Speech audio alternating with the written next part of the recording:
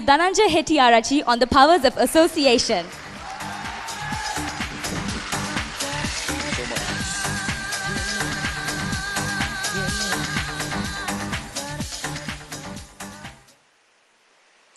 I can still remember the first time I got arrested. I was 18 years old. I was arrested for aggravated assault and battery. The first time, not the last time, right? The first time. To tell you a little history about how I got arrested, I need to take you way back to when I was a kid. I grew up near a school, in a school by the sea. I learned the ones and twos of being a man in the Mount Lavinia beach. I learned the A's and B's of becoming great by my bigger brothers and fellow brothers of St. Thomas's College, Mount Lavinia. My brother, who was also in my school, decided one day to leave college and join an international school, and because he was not doing too well with the local curriculum. He goes to school on the first day and comes back and tells me, Ayya, or brother, a couple of guys came around today and pushed me around and actually bullied me a little bit. And I'm like, don't worry, we do that to royalists all the time. And I said, yeah, just go back to school and see what happens on the second day. He goes back on the second day, comes back again, now more worried than the first day, and says, look, it happened to me today as well. Now, being an elder brother, I was a little bit concerned, but I told him, look, just go one more time. And he goes back on the third day and comes back home with a black eye. Now, I was never good in academics. We all thought academics was for the pretty boys. We were a ragtag bunch of people. I had friends by the name of Donga, Makka, Topa. And so you can imagine the picture, the group of the people I hanged out with. So I went up to Makka and I said, Makka, listen, we need to do a little trip to this other school. A couple of guys are actually bullying my brother. We need to head over there. And yeah, Makka said, Masa, don't worry about it. Let me get the gang all together and I'll take care of it. So school finishes up. I come out of the main gate and I only wanted 5 guys. Now there are 50 people out there. The swimming team, the rugger team, the cadetting platoon, the whole guys. So what we do, we get a couple of tuk-tuks, put everyone over there, and we cart off to this other school. Until I got there, no one told me it was in front of a police station. So we jump out of the vehicles, bang, assault the gate, some guys jump over the gate, and before you know it, it took the cops 15 minutes. But 10 squad cars surround us. 10 of us got caught, carted away into the remand cell and chucked in. Now, we were a tough bunch. We were not afraid of the cops. But there was one person we were all afraid of. And that was my mother. Raise your hand if you have an emotional mother. Raise your hand. I just want to take a look. Emotional moms? Yeah, okay. Put them all together, you get my mom. I could hear her screaming outside the police station, and I knew, oh my God, hell has broken loose. She comes to the cage, keeps her hands on the bars, looks at me, tears in her eyes, and says, son, did I raise you to be this? Now, mothers cry 2 types of tears.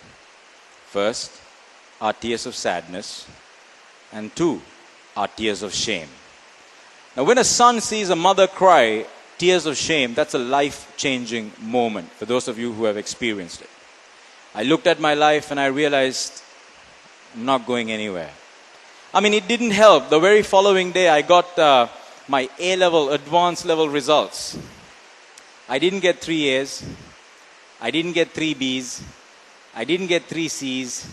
And I didn't get 3 S's. Now, something strange that happens in Sri Lanka is, unless you get into a university, you're like left in the dark. All of my friends got into foreign universities, Leicester, Harvard, Oxford, even Makka got into a university. I'm like, how did you do it? And here I am, left all alone in Sri Lanka. And I start going into a depression. Watch TV, go to sleep, watch TV, go to sleep, completely lost. I mean, this situation is faced by kids in Sri Lanka. I mean, unbelievable. My dad walks into the room and says, son, okay, all right, that's all right. You couldn't get into a university, that's fine. But there is this exam called CIMA, right? And that's Chartered Institute of Management Accountants. Why don't you start doing CIMA? And I'm like, yeah, why not? I mean, I'm pretty good at accounting, though I have never tried it in my life. And I start doing this exam, and the only thing that happened was I lost my hair. I'm going to the classes, sitting the exam failing, sitting the exam failing, sitting the exam failing. Now I call it, it's the exam you do when you fail A-levels. So it wasn't working out. I go back into my depression now, and everyone's now getting themselves educated. Dhananjay Hettiarachchi in the room. My mother walks into the room and says, son, okay, you tried your luck at this professional exam. That's fine. We understand. I want to do something as a family. Why don't we do dancing? And I'm like, I'm only used to the big match style dancing. What are we doing? I'm like, okay, yeah, dancing sounds good. So my mom puts me in the car. 4:30 Sunday. Normally I sleep at that time. I was a bit hesitant. Takes me to this dance studio called Rhythm World. And as I entered the door, my mind was blown. I saw people doing the jive, the cha-cha, the samba, the rumba. I was like, wow, I've never seen this before. And in the middle of the dance studio, there was this short girl, very thin, sharp features, pointed chin, shouting out instructions. And that's when I met the first person that would change my life forever, Shiromi Pereira. She comes up to me, looks me dead in the eye and says, son, I see something in you, but I don't know what it is. If you can come here once a week, maybe we could find that something. And I'm like, wow, no one has ever told me they see something in me. And now I start dancing. I do the cha-cha, I'm jiving, I'm doing the waltz, the rumba, the tango. Now my life has become dancing. And I had set my mind that I was going to be a professional dancer, ballroom dancer. I even had a card, Dhananjay Hettiarachchi dancer, will dance for free.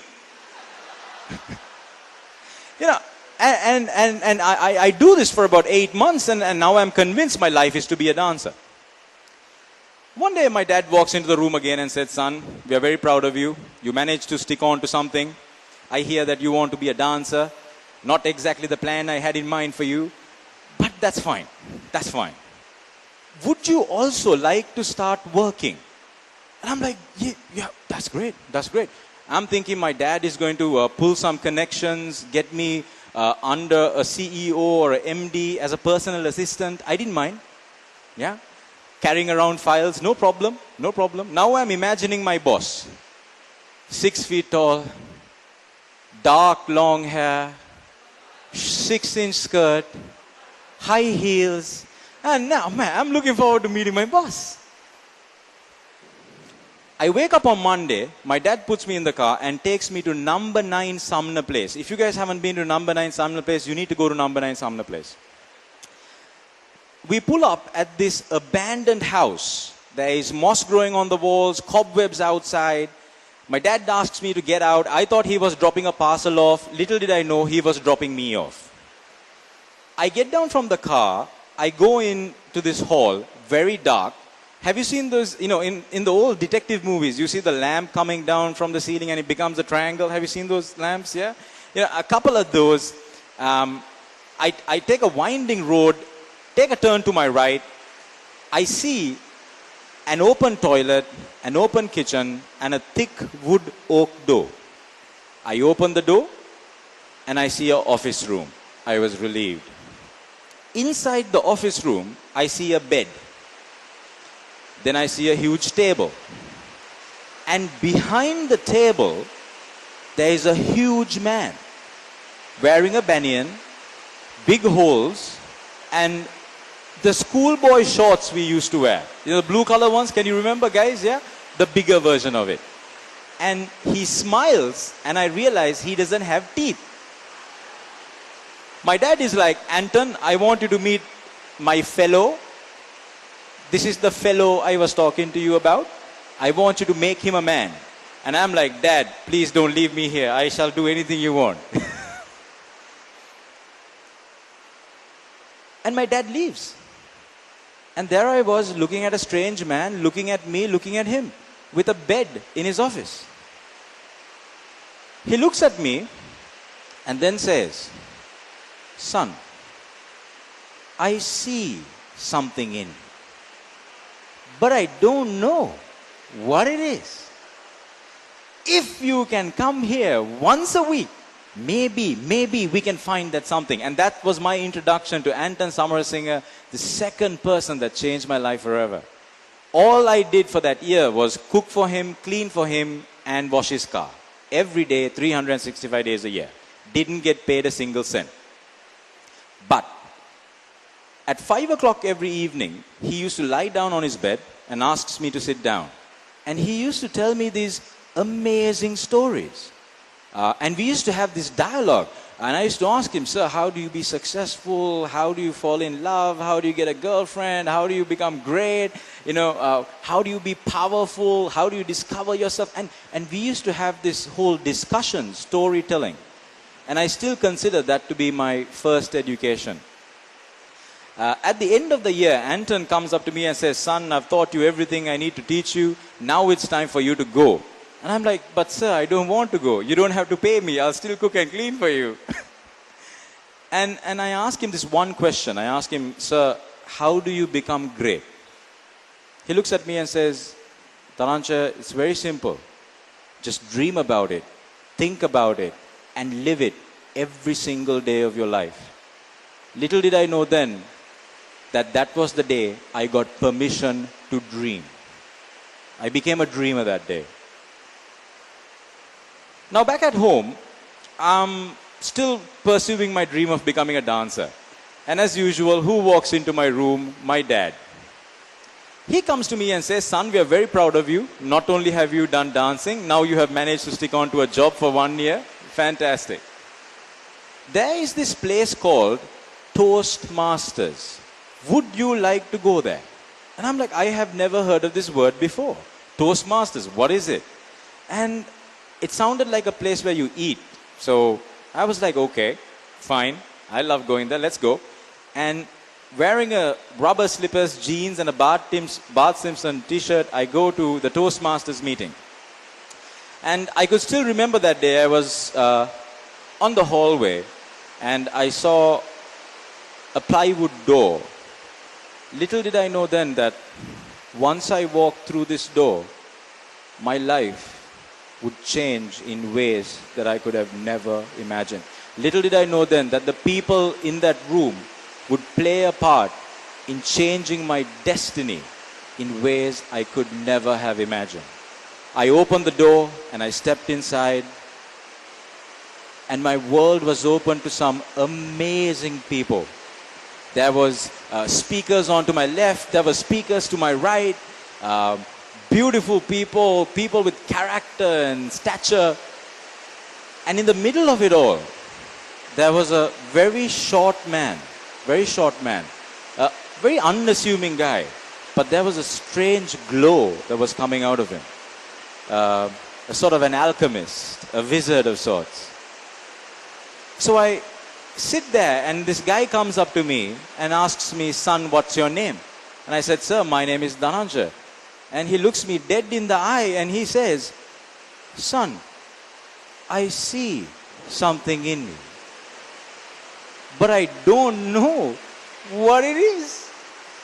If you can come here once a month, maybe we could find that something. And that was my introduction to Arunachalam Balraj, a man that has changed my life so many ways. And I start speaking.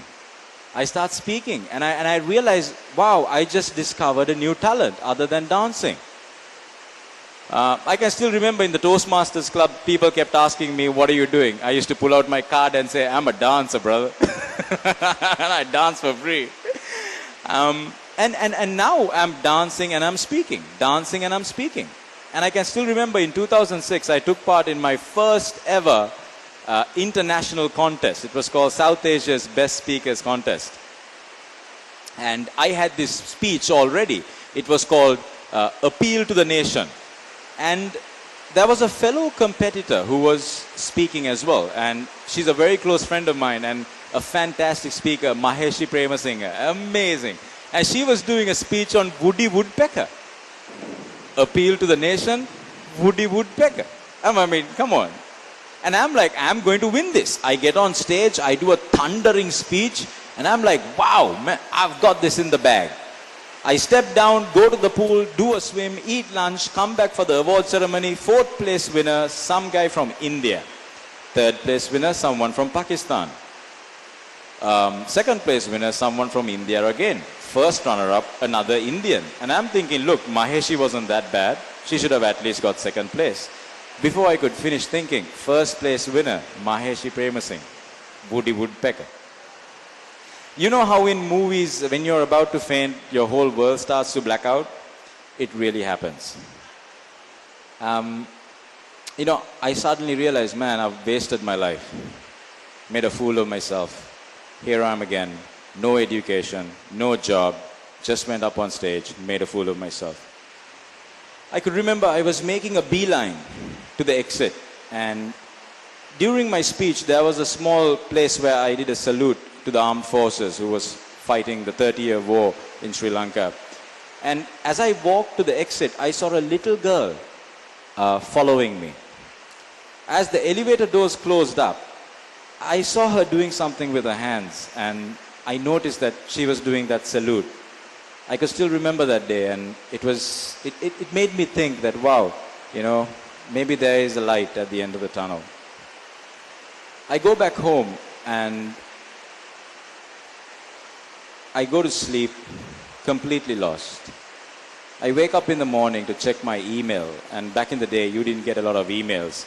If you're lucky, you got one. If you're very lucky, you got 3 forwards. And there was this one email by an address called solutions@slt.net. And I opened that email, and there it read, Dear Dhananjay, being a tough man still, I cried listening to your speech. It reminded me of how I led a group of young men just like you into the jungles of Vaunia to save our country. I'm so happy that people like you, people like in your generation, remember our sacrifices. And it read at the bottom, the true mark of a champion is to bounce back when you hit rock bottom. And I had hit rock bottom. 6 months go by, and I get a call from my club president. And his name was Leelanath Daluwatta. He gives me a call and he says, Dhananjay, look, I know you didn't do well in the contest, but there is this international contest called the World Tape Speech Contest happening. I asked him what it is. He said, the best speaker of each club records their tape, sends it to the US, and a panel of judges listen to the tapes and picks one winner out of 13,000 people. Would you like to take part? I immediately kept the phone. The very next day, again, Mr. Balraj gives me a call and he says, Dhananjay, I want you to take part for me. And I'm like, okay, all right, sir, I'll take part for you. So I put my 110%, I record my speech, Leelanath Daluwatta posts the speech to the USA by his own money. 3 months go by, I get a call Saturday morning, 7:30. Dhananjay, are you up? I said, Leelanath, I'm obviously not up at 7:30 in the morning on Saturday. But listen to me, you just won the World Tape Speech Contest. You're the only Sri Lankan to win this. Yeah, only Sri Lankan to win this. Get ready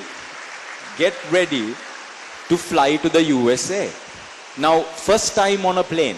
I had heard back in college, when we were young, that as you go to first class, the air hostesses get naked.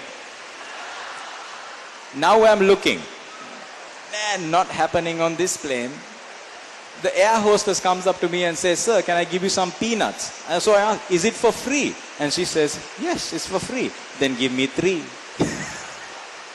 I get down on the USA and I was taken to Hilton, sweet champagne. I go down to the bar to get a glass of water because I was on a budget. And every time you break a bottle at Hilton, that's $5. So I go down to the bar to get a glass of water and I ask the barman, "Can I have a glass of water?" The barman asks me, "Do you want flat water or sparkling water?" I'm like, where I come from, there's only one type of water. Just to tell you how naive I was back in the day. I came back that year. In the same conference, I'm called on stage, President's Dinner Dance, and awarded the title in front of 3,000 people. And you know, the dinner dances in the US are fantastic. The only contingent that was not dancing was the Sri Lankan contingent because there was no baila. But I suddenly remembered I knew how to dance. Dancers have this amazing thing. They could look around the floor and pick another dancer. I looked around and my eyes fell on the Chinese contingent. There was a Chinese girl looking at me, looking at her. I went up to her, I give her my hand, and then we started waltzing the entire night. When I stopped, there was a whole queue. There was a whole queue of women waiting to dance with me. I'm the only Sri Lankan to dance with a woman from each continent in one night.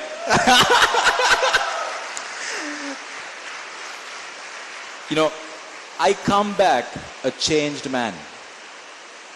I come back a changed man.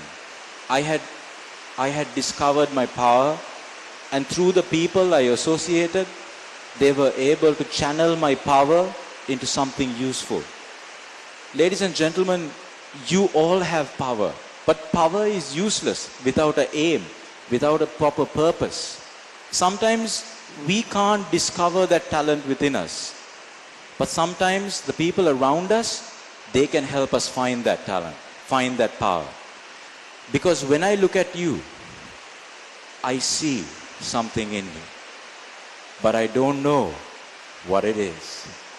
Maybe the people in your life, the people you associate, maybe they can help you find that power and channel it to something great. Thank you. Thank you. Thank you.